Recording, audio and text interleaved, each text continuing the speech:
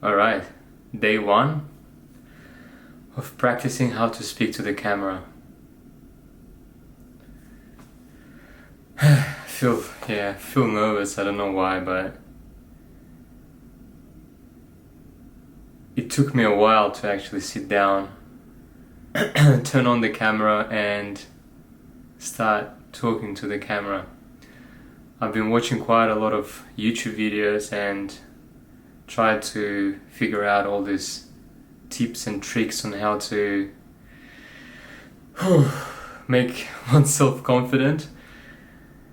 And it's not an easy thing to do, to be honest, but I'll be doing this in the next 30 days and see how I go. So yeah, tip number one was not to say so too many times or filler words, and try to be yourself and look into the camera. So the second tip is look into the camera whilst you speak, and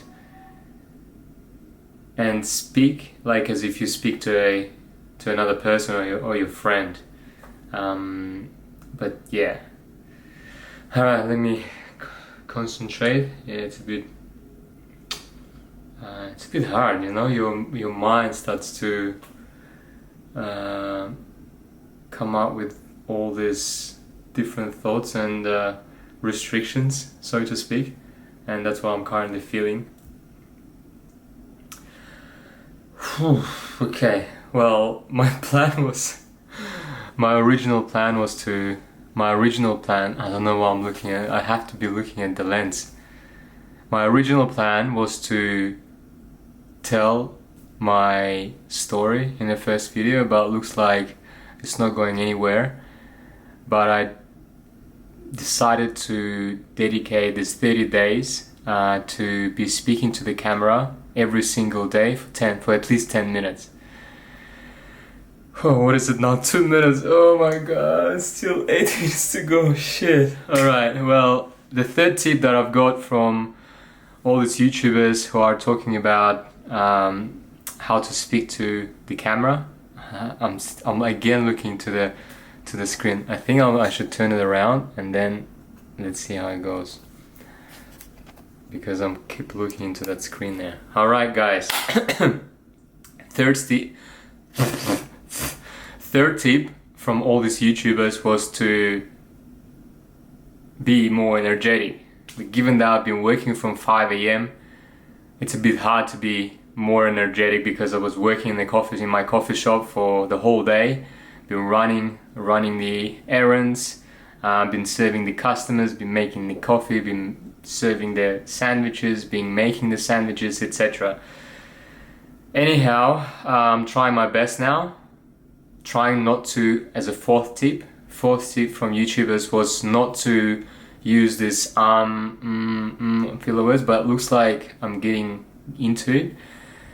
I think it's because I've been doing social media for about 3.5 years, but I was filming content not speaking to the camera, and still I feel awkward and cringe and nervous a little bit and not sure what to talk about, and it's like there's a restriction in my mind for some reason. I wanna be confident, I wanna speak to the camera very, very fluently, but I think that's gonna take time. So this is only the first day of me speaking to the camera. I don't know what I'm speaking to about today. I don't have any plan. I just sat down here and just decided to start filming whilst no one is at home. I turned up the light there, which I bought maybe 5 or 6 years ago, the softbox with some good lighting, and unfortunately you cannot adjust that, but it is what it is basically. Enough of that. I've been working as a it's very interesting, you know, because I've been working as a strata consultant, and I used to present to all these committee members and chair people on different topics, and be very confident. Like, you know, some of the committee members of those high-rise apartment buildings would be businessmen, entrepreneurs, you know, higher people, like, you know, they're 60 plus age, and they're very like to the point, so to speak. And I'm like, you know, I was like 27 or 26 when I joined that company, and I'm as a young lad, you know, just walking in the door and trying to explain to them or help them or facilitate their process of changing management companies. And when you have like 12 people sitting and staring at you, that's so much pressure, you know. And I feel like it's on the same level now that I'm speaking to you guys with this camera. It's a completely different style because now I don't have 12 people looking at me. I have only one lens looking at me, even though it's not it's not a person, but I still feel awkward. At least, like, you know, when you have 12 people out there, like, you feel like their presence, physical presence. But whereas here now I'm sitting alone in the apartment and trying to explain myself or trying to learn how to speak to the camera. I don't know why I have this deep sigh going on. I mean, guys, I have about 7 million followers on TikTok, and I have about 450-ish thousand followers on Instagram. I've done so many different things on TikTok, like confidence-wise. So sometimes I would usually just, not sometimes, but I would usually just forget about that.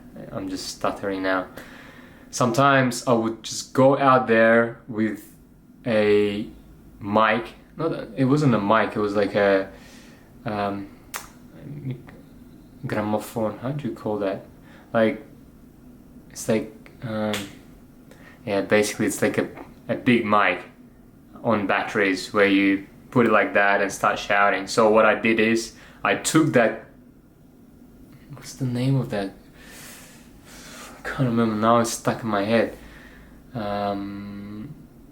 Yeah, anyway, I hope you got it. Like, you'll see this picture here when I edit the video.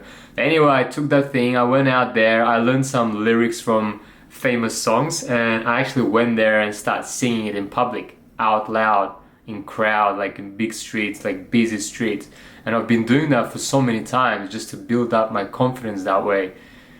And it did build my confidence at the end of the day, but I feel like it just disappeared somewhere. I mean, I haven't been doing those videos for quite a while, and I think practice makes you as a human and builds up your skills. But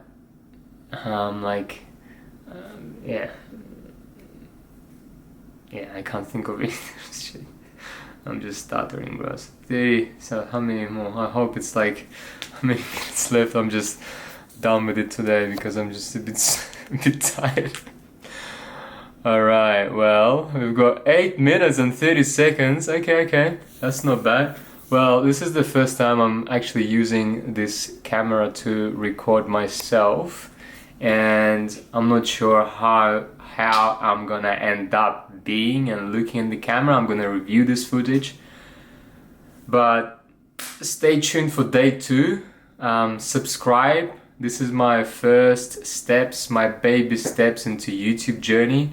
I've been contemplating on starting a YouTube for a very long time, and I think 3.5 years ago, before I started my TikTok and Instagram, I was actually doing YouTube because I was inspired, like back in uni, I was inspired by all these YouTubers, and I always wanted to start making YouTube videos, but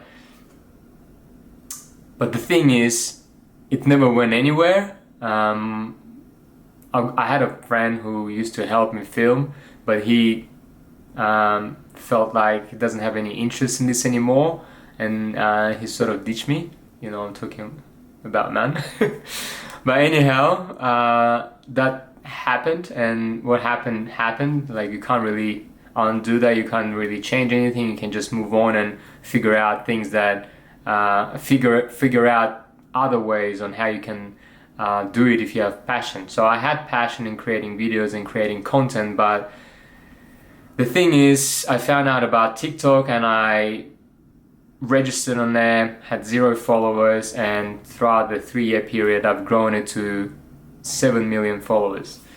And I'm still upkeeping it, but I feel like I should be doing YouTube. And that's where I'm at now. Like, I'm trying to figure out on what to do on YouTube. I have a plan going forward.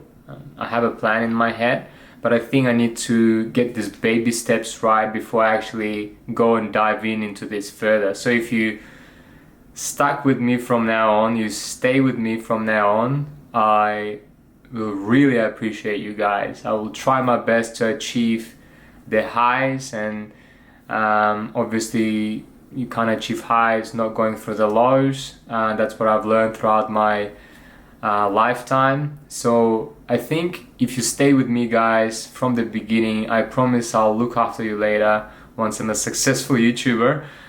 And I have great plans ahead which I'm willing to implement, but I think, as with everything, you have to take small consistent actions, and I'm a big believer in that, because I don't want to be boasting off or showing off here. I achieved few things in my life that I wanted to achieve through that technique, like through that particular system or systematical. Okay, I'm stuttering now again. Forget about it. Just forget about it. What I just want to say, I want to be freaking confident on the camera, and I'm still not, as you can see, and I'm gonna put